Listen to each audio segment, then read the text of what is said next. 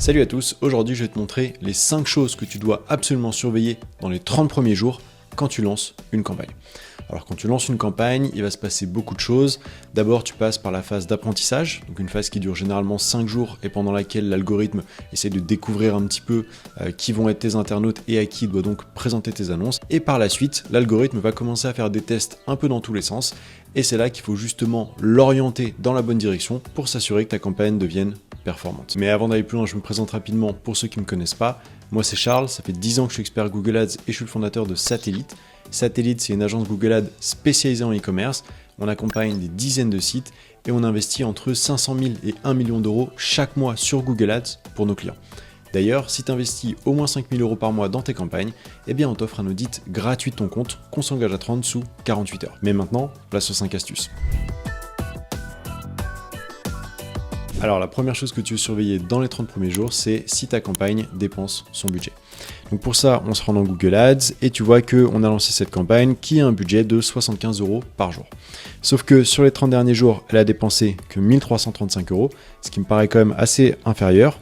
Donc on va faire le calcul rapidement. 75 x 30, ça nous fait 2250 et donc on a un écart de quasiment 1000 euros de budget non dépensé. Ça, c'est assez embêtant parce que ça veut dire qu'il y a un problème dans la campagne ou dans la stratégie.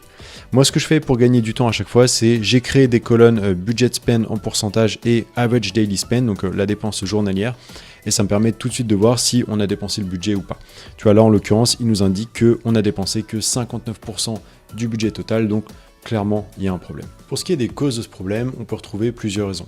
La première, ça peut être une stratégie d'enchère inadaptée. Donc si par exemple tu as capé tes CPC à 1 euro mais que tu es dans une industrie où en moyenne on paye plutôt 3 à 4 euros, forcément Google va pas réussir à dépenser ton budget. Une autre raison, ça peut être par exemple que le marché que tu cibles est trop petit. Pour ça, tu as juste à regarder la colonne taux d'impression sur le réseau de recherche et tu vois que bon, là en l'occurrence on a 24% donc il y a encore de la marge, mais si tu es déjà à un 60-70%, eh bien ça pourrait signifier que tu es sur un marché trop petit par rapport à ce que tu veux investir. Enfin, une autre raison, mais il y en a beaucoup que tu pourrais analyser, ça pourrait être par exemple que tes annonces ont été refusées parce qu'elles ne sont pas conformes avec les règles de Google. Bref, en gros, ce que je veux te dire, c'est que si tu vois que tu ne dépenses pas ton budget correctement, c'est qu'il y a un problème quelque part et il va donc falloir que tu analyses tes campagnes pour trouver l'origine de tout ça.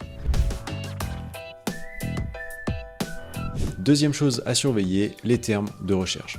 Qu'est-ce que c'est ? Eh bien, c'est les mots exacts qu'ont tapé les internautes sur Google et pour lesquels tes annonces se sont déclenchées.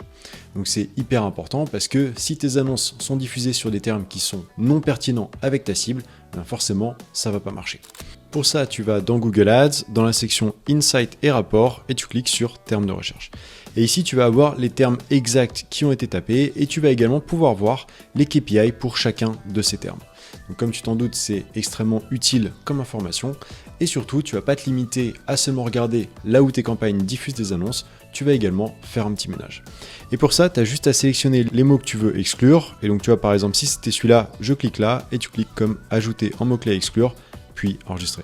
C'est aussi simple que ça, par contre c'est d'une efficacité redoutable et ça c'est quelque chose que je t'invite à faire chaque semaine pour être sûr que ta campagne ne parte jamais dans la mauvaise direction. En troisième position, on retrouve le taux de clic. Le taux de clic, c'est extrêmement important parce que c'est révélateur de deux choses dans tes campagnes.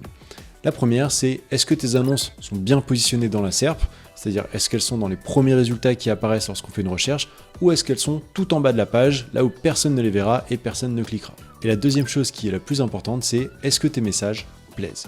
Si tes messages ne plaisent pas, forcément tu n'auras pas un bon taux de clic et donc tu n'auras aucun clic et très peu de chances de générer des conversions. A l'inverse, si tes messages sont vendeurs, eh bien ton taux de clic va être élevé et tu auras donc plus de clics et donc plus de chances de générer des ventes avec ton site. Je vais te montrer un exemple dans Google Ads. Tu vois, là on a 3 campagnes. On en a une qui a un taux de clic de 7,05%, celle-ci elle a un taux de clic de 11,64% et la dernière il est à 5,24%.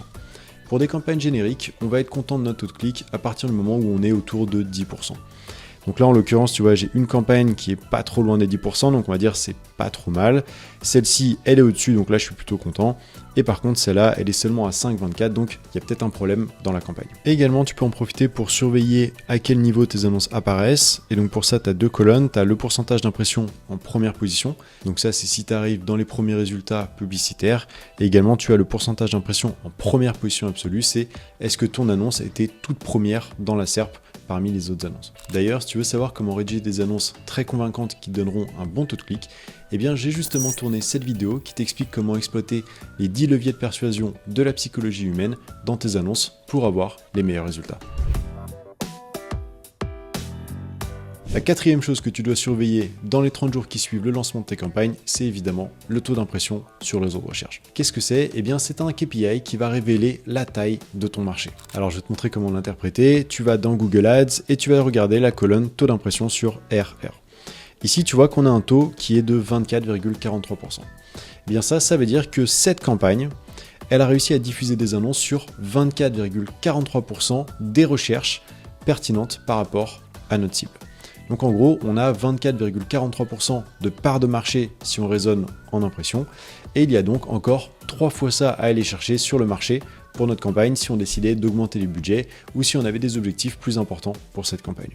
C'est donc hyper important parce que si tu as un 24%, c'est super, c'est-à-dire que tu peux faire encore x3. Par contre, si tu es déjà à 60% et que tu n'as investi que 50 € dans ta campagne, eh bien ça veut dire que ton marché il est assez petit et que tu ne pourras donc pas faire un x2 ou x3 avec cette campagne. Et enfin, la dernière chose à surveiller au bout des 30 premiers jours, c'est évidemment le coût par conversion. Est-ce que ta campagne génère des conversions rentables ou est-ce que tes conversions sont trop chères et tu perds de l'argent à chaque vente? Alors après, ne prends pas de décision hâtive. Pour qu'une campagne soit vraiment optimisée et rodée, il faut au minimum 2 à 3 mois. J'ai d'ailleurs une vidéo à ce sujet qui te montre tout ce que tu dois surveiller pendant les 3 premiers mois. Je te mets le lien dans la description. Mais déjà, au bout de 30 jours, tu vas avoir une idée plutôt claire de si ta campagne a du potentiel ou si, a priori, ça va être compliqué de générer des conversions rentables avec cette dernière. Voilà, c'est tout pour aujourd'hui. Si tu as des questions, n'hésite pas à me les laisser en commentaire. Je m'engage à y répondre très rapidement. Tu peux également me contacter sur LinkedIn. Je te mets le lien de mon profil. Et d'ailleurs, si tu veux savoir tout ce qui se passe dans l'actualité Google Ads, je t'invite à me suivre sur LinkedIn et sur X. Je publie chaque jour les dernières nouveautés, mais également des astuces, des tutos et tout ce qui pourrait intéresser un média buyer en 2026. Enfin, si la vidéo t'a plu, je t'invite s'il te plaît à me laisser un like ou un commentaire et même à t'abonner à la chaîne. Ça m'aide énormément et je sors une vidéo comme ça tous les mardis. Merci et à bientôt. Voilà, c'est tout pour aujourd'hui. Si tu souhaites te faire accompagner dans la gestion de ton compte Google Ads, n'hésite pas à prendre rendez-vous directement en bas dans la description de cette vidéo ou à me contacter sur LinkedIn pour recevoir un audit gratuit de vos campagnes.